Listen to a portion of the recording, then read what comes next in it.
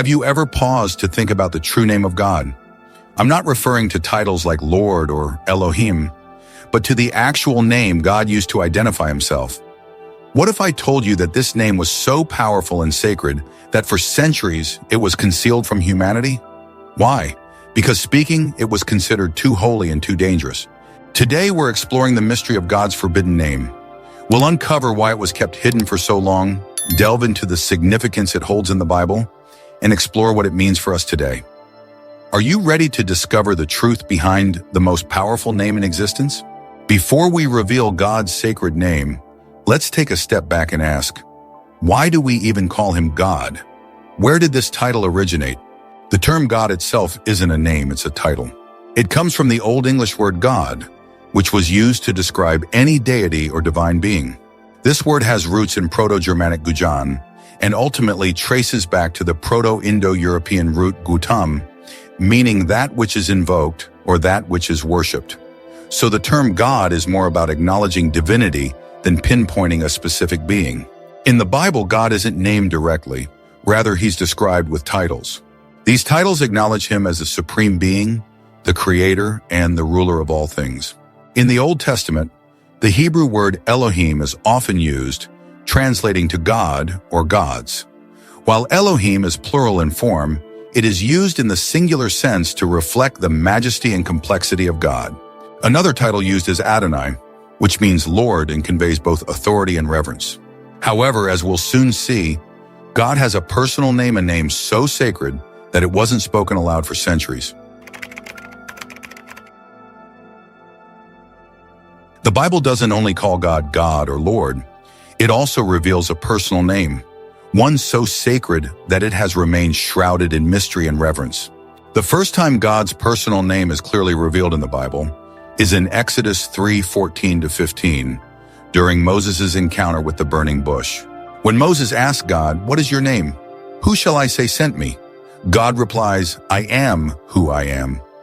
This is what you are to say to the Israelites, "I am has sent me to you." In Hebrew, this name is rendered as YHWH, also known as the Tetragrammaton, meaning 4 letters. It translates to I am, or I am who exists. This isn't just a name, it is a declaration of eternal existence, a reminder that God transcends time, space, and creation itself. So why don't we call God Yahweh today? The truth is, in ancient Israelite culture, the Tetragrammaton wasn't merely a name. It was regarded as the very essence of God's identity and power. Speaking it aloud was considered a risk, potentially dishonoring God by misusing his sacred name, which was strictly forbidden in the 10 Commandments. You shall not take the name of the Lord your God in vain. Exodus 27. This prohibition was not just about casual misuse. It was about ensuring the utmost reverence for God's name. For the original Israelites, speaking his name aloud could risk profaning something infinitely holy. Instead of pronouncing YHWH, they substituted it with titles like Adonai, Lord, or Elohim, God. These titles conveyed reverence while avoiding the direct utterance of the sacred name.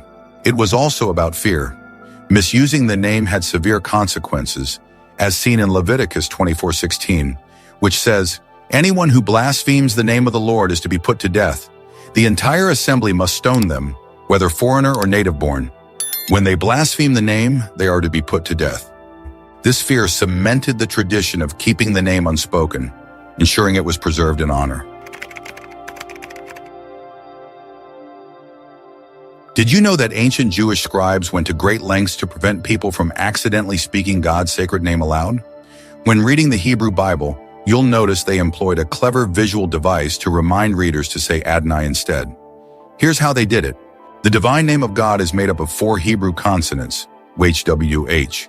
Instead of writing it out plainly, the scribes took the vowels from the word Adonai, Lord, and combined them with the consonants YHWH. This created a hybrid word, something like Yahuwah. However, here's the important detail. No one in ancient Israel actually said Yahuwah. It wasn't a real word. It was just a visual reminder to say Adonai instead. It's similar to leaving sticky notes on your fridge. Imagine you have a sticky note that says drink water, but it's not actual water, it's just there to remind you to stay hydrated. That's exactly what the scribes did with Yahweh. It wasn't meant to be spoken aloud.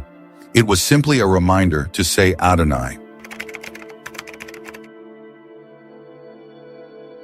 Now here's where things get interesting.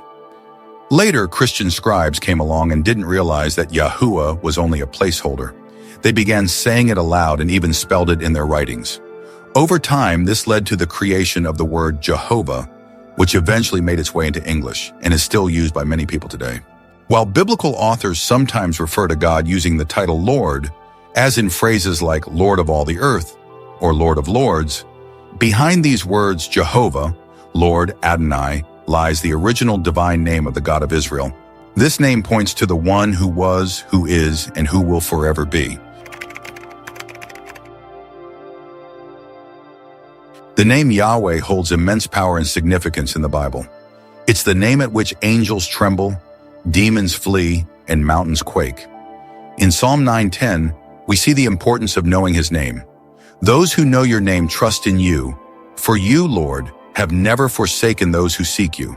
Even in apocryphal texts like the Book of Enoch, God's name is described as so sacred that even the highest angels dare not speak it casually. It's seen as the ultimate expression of God's authority and glory. In the Testament of Levi 42, Levi sees the heavens open and the throne of God, hearing angels chant about the power of God's name, calling upon the Most High, whose power no one can withstand, and whose name no one can utter without trembling. Now let's talk about something extraordinary.